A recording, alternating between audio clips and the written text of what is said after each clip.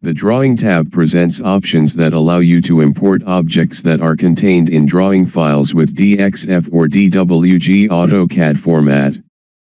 You can create, from the import, 4 types of objects to conform the stormwater urban drainage system in your project.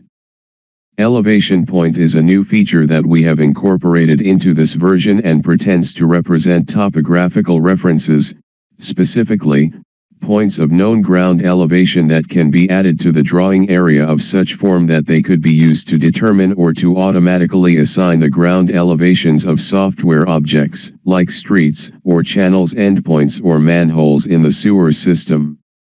Thus, you will be able to convert the following graphic entities to elevation points in the software. Circles or points where the center z-coordinate has a non-zero value, as this will be the point elevation. Single or multiple lines texts.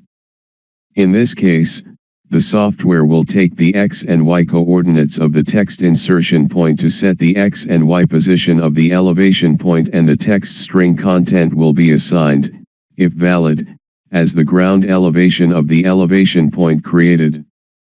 Manholes and storm sewer pipes. Here, as in our other products, graphical entities, such as circles and points, are converted to manholes, single and multiple texts are converted to manhole labels, and lines or polylines to sewer pipe sections. Subbasins. You can also create, from importing closed polylines in the drawing file, subbasins or tributary areas that can later be assigned to streets and manholes. If the sewer's network data, that is, manholes and pipe sections, as well as the elevation points, are contained in a Microsoft Excel file, it is also possible to import and convert them through this option in the Objects Import panel. The Background Image panel allows you to include a plan layout contained in an external drawing file, which will serve as the basis for creating the different components of your stormwater drainage system. You'll find options to change its object layers, display and color, and, of course, you can also enable or disable their whole by displaying in the drawing area.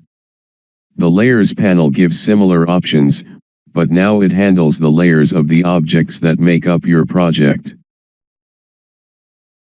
The Edit panel includes buttons that allow you, for a previously selected object from the drawing area, to show Object Properties dialog, to remove it from the project, to change its current location in the drawing area by selecting the movement starting and end points, to show the object's quick selection dialog, with which you can include in the list of selected objects those that meet the condition you set here.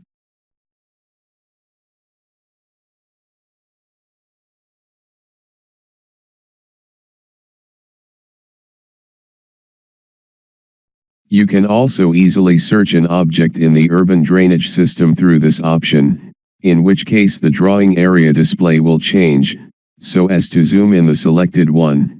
In addition, the object will be added to the current selected objects list. Finally, to cancel any active command, you can use the Cancel button, thus moving to the object selection mode. Regarding the object's selection mode, you must know that you can select the objects one by one by clicking on each of them. But you can also make multiple selection by pressing the keyboard Control key and selecting a rectangle in the drawing area with the mouse. Here you must click on the location of the first corner of the rectangle and, holding down the left button, go to the position of the diagonally opposite corner. Any object that is inside the created rectangle will be selected. Additionally, when you select any object in the drawing area and click the mouse right button, a floating menu appears with shortcuts to one or more of the previously described tools. In the Tools panel, there are 3 new features that will make your job of creating and editing objects in the modeled urban drainage system much simpler. The first one is the Global Editor, which allows you to modify specific properties in one or more objects of the same type that you have previously selected. For example, when you select, from the drawing area, several pipe sections in the storm sewers network and click the button, you'll see the dialog directly showing the properties that could be changed for these objects. Also, you can access this dialog without having selected an object, in which case you can select objects by its name from this list and then specify the properties to modify. Here, holding down the Control key, you can select rows that are not consecutive.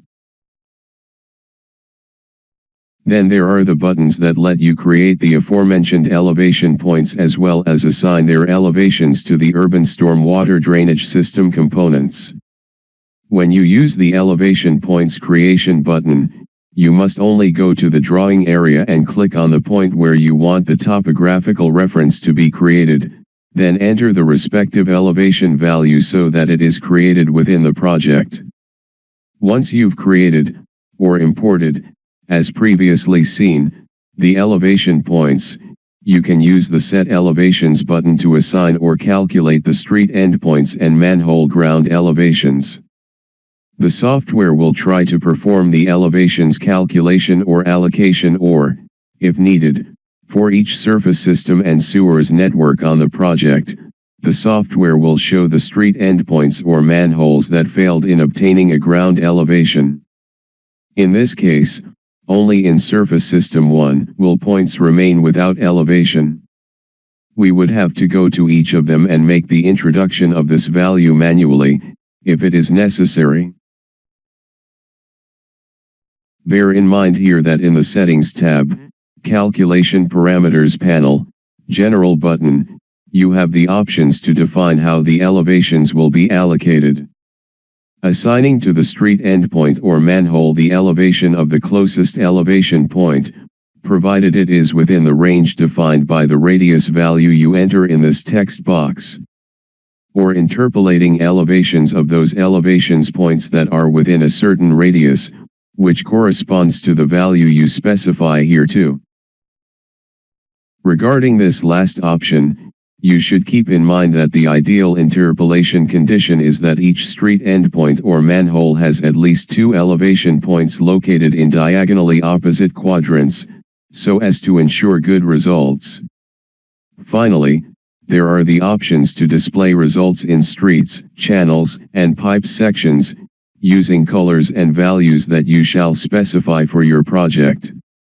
So, you have a button that allows you to generate the color scale for each type of object and for each property range.